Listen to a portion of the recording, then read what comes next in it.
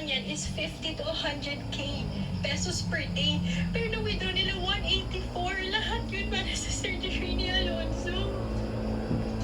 Ang perang yan, ipon ni Jana para sana sa pagpapaopera ng kanyang anak na si Alonzo. May cerebral palsy si Alonzo na laging kasama sa kanyang mga social media content. Agad itanawag ni Jana ang insidente sa bangko. Diyan na nila napag-alamang na hack umano ang kanyang account. Dahil sa QR code, ano yung sistema na yun? Nag-access daw ako ng link, nag-access ako ng OTP. Paano? I was with Alonzo the whole afternoon. Nag-file na siya ng dispute sa naturang bangko.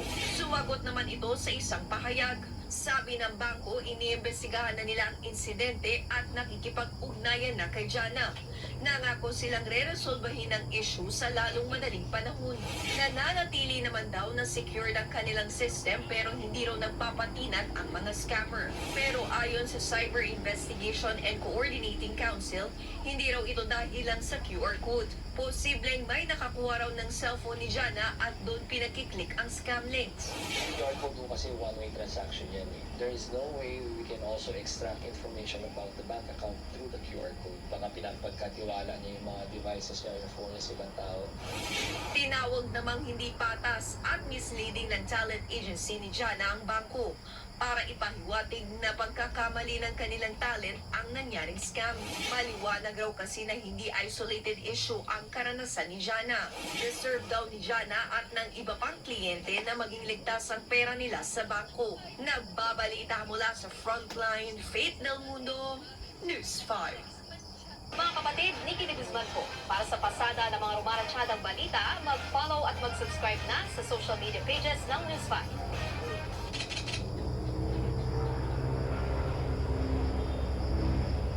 Nalimas ang halos 190,000 pesos na ipo ng isang negosyante.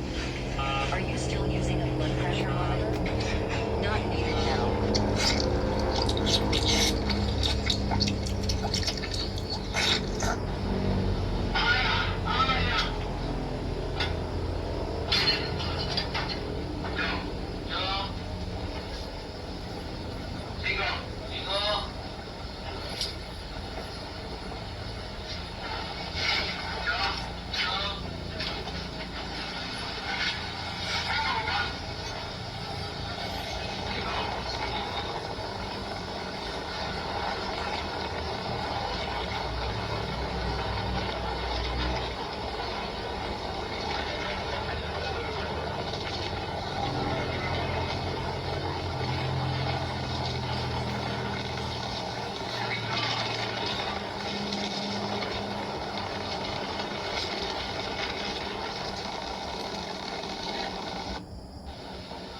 Dalawang content creator ang nawala ng pera sa kanilang account kahit na hindi nagkiklik ng link at walang natanggap na one-time password.